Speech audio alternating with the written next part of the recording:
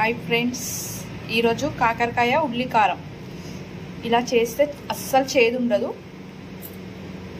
తయారు చేసుకునే విధానం చూద్దాం. వేడివేడి అన్నంలో తింటే చాలా బాగుంటుంది. Hi friends, welcome to our channel బదులాస్ కిచెన్ అండ్ వ్లాగ్స్. ఈరోజు కాకరకాయ ఉల్లి కారం ఫ్రై. కాకరకాయను ఇలా పొట్టు తీసుకోవాలి. పైన ఘాట్లన్నీ తీసుకొని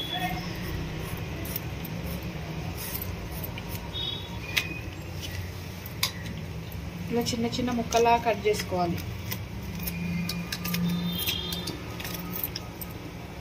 ఇలా కట్ చేసుకొని దాంట్లో ఉన్న ఇత్తులు మొత్తం తీసేసుకోవాలి. ఇలా ఘాటు పెట్టి మొత్తం తీసేసుకొని ఇలానే మొత్తం అవన్నీ కట్ చేసుకున్నాం. ఇప్పుడు కాకరకాయల ముక్కల్లా కట్ చేసుకున్నాం కదా, ఇందులో పసుపు, ఉప్పు వేసి ఒక గంట సేపు నానబెట్టుకోవాలి. ఇవి మంచిగా కలిపి నానబెట్టుకోవాలి. గంట సేపు పక్కన పెట్టుకుంటే నాని చేదంతా పోతుంది.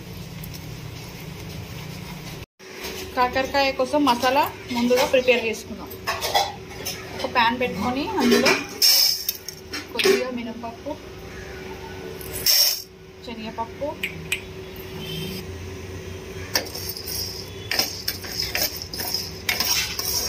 శనగపప్పు మంచిగా ఫ్రై చేసుకుంటూ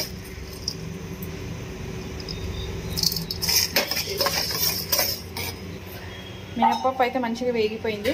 ఇప్పుడు మిక్సీ జార్లోకి తీసుకున్నాం.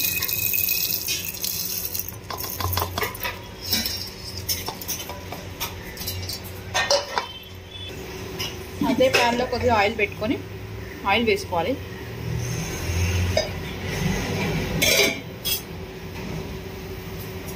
ఆయిల్ వేసుకున్న తర్వాత సన్నగా కట్ చేసుకున్న ఆనియన్స్ కూడా వేసి ఫ్రై చేసుకోవాలి.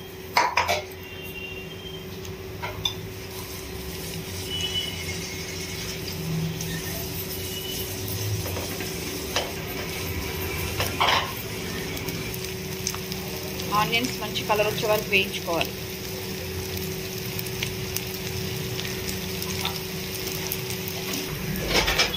ఇంకా వేగుతుంది కదా, ఇంకా కొంచెం వేయించుకోవాలి. ఇది వేయించుకుంటేనే మంచిగా ఉంటుంది, తీయగా రాదు. కొద్దిగా బ్రౌన్ కలర్ వచ్చే వరకు వేయించుకోవాలి, లేకపోతే కర్రీ తీయగా ఉంటుంది.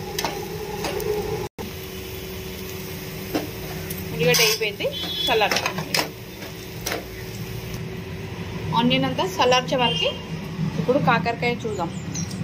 కాకరకాయ నానబెట్టుకున్నాం కదా, ఇలా ఇలా గట్టిగా పిండుకోవాలి. రసం అయితే బాగా వచ్చింది. ఉప్పు పసుపులో నానే కదా, రసం పిండుకుంటే ఇలా వచ్చేస్తుంది. ఈ రసం అంతా తీసేసుకొని ఒక 2-3 టైమ్స్ మంచిగా కడుక్కోవాలి మంచి నీళ్ళలో. ఇవి వేయించుకున్న దాంట్లోనూ జీలకర్ర వేయించకుండానే వేయాలి. ఒక 1 స్పూన్ వెల్లుల్లి, ఒకటి ధనియా పౌడర్ 1 స్పూను వేసి పౌడర్ చేసుకుందాం. ఫస్ట్ ఇవన్నీ పొడి అయిపోయింది కదా, ఇప్పుడు ఒక నిమ్మకాయ సైజ్ అంతా చింతపండు, ఈ ఆనియన్ కూడా వేసి పేస్ట్ చేసుకో. ఈ ఉల్లిగడ్డ కూడా వేసుకున్నాం కదా, కొంచెం కచ్చపచ్చగా దంచుకుందాం. ఉల్లిగడ్డ వేస్తే కొంచెం పేస్ట్ లాగా అయింది కదా, ఇప్పుడు సరిపడా కారం కూడా వేసుకోవాలి.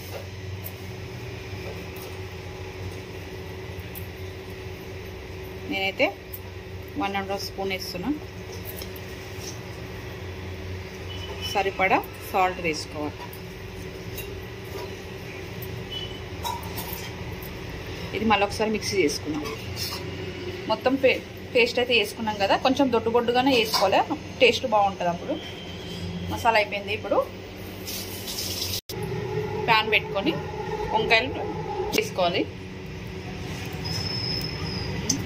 కాకరకాయలు అయితే మంచిగా కడిగి వాటర్ అంతా తీసేసుకున్నాం. 2 సార్లు నానబెట్టుకున్నాం కదా, చేదంతా పోయింది. ఇప్పుడు ప్యాన్లో ఆయిల్ వేడెక్కింది కదా, ఆయిల్ వేడెక్కింది.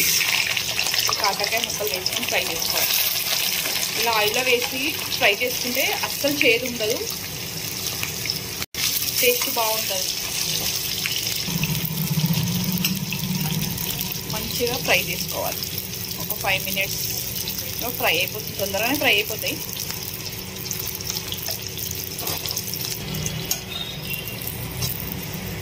కొంచెం ఫ్రై అయింది కదా, ఇంకా కొంచెం ఫ్రై అయితే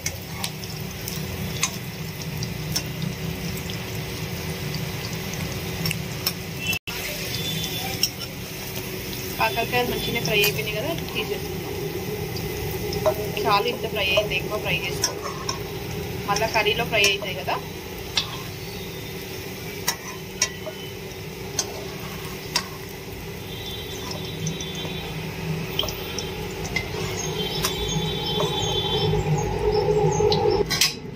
తీసేసుకున్నామా, కొంచెం సేపు చల్లార్చుకున్న తర్వాత మసాలా పెట్టుకుందాం. అందులో ఉన్న మసాలా మొత్తం కాకరకాయలలో పెట్టుకోవాలి.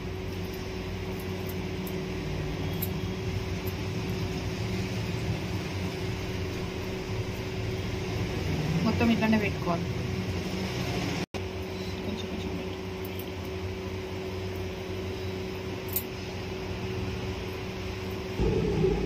కాకరకాయ ముక్కల్లో మసాలా మొత్తం పెట్టేసుకున్నాం కదా. ఇప్పుడు అదే ప్యాన్లో ఆయిల్ ఉంది కదా, అదే ఆయిల్లో ఈ కాకరకాయ ముక్కలు వేసి ఫ్రై చేసుకోవాలి.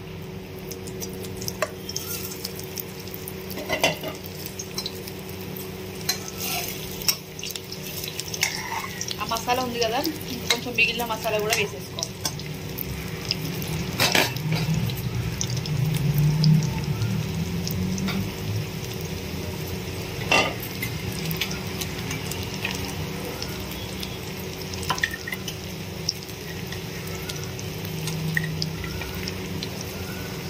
కొద్దిగా కరివేపాకు కూడా వేసేసి కలిసి ఫ్రై చేసి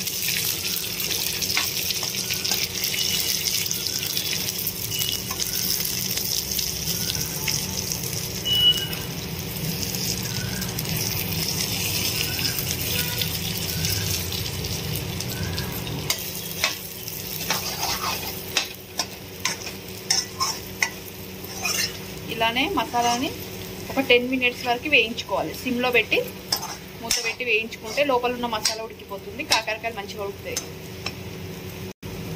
కాకరకాయ అంటే ఇష్టం లేని వాళ్ళు కూడా ఇలా చేస్తే ఇష్టంగా తింటారు. కాకరకాయ రెడీ అయిపోయింది. ఇప్పుడు లాస్ట్లో కొద్దిగా కొత్తిమీర వేసుకొని వేడి వేడి అన్నంతో తింటే చాలా బాగుంటుంది. కాకరకాయ ఉల్లి కారం ready. Thank you for watching.